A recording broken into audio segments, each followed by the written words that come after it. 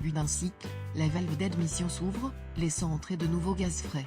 En entrant dans le thermoréacteur, ces gaz frais se mélangent avec le carburant, qui est injecté à partir de fentes présentes dans la géométrie de la valve d'admission. L'étape suivante dans le cycle est l'allumage thermique.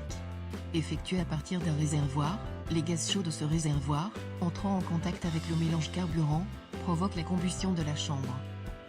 À la fin de la combustion, le réservoir thermique est de nouveau rempli pour le cycle suivant. Enfin, la valve d'échappement s'ouvre, laissant les gaz chauds sous haute pression s'échapper, créant ainsi la poussée. En début de cycle, la valve d'admission s'ouvre, alors que la valve d'échappement est toujours ouverte.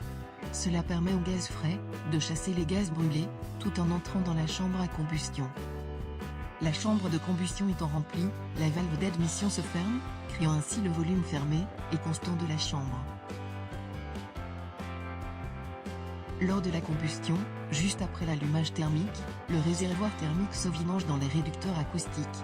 Mélangés à de la vapeur d'eau, ces gaz vont avoir un effet double, réduire la puissance acoustique du thermoréacteur et ajouter une poussée secondaire.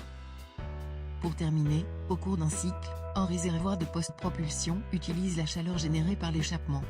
Il y aura ainsi de la surpression des vapeurs d'eau, qui est éjectée 2 fois par cycle, créant une post-propulsion.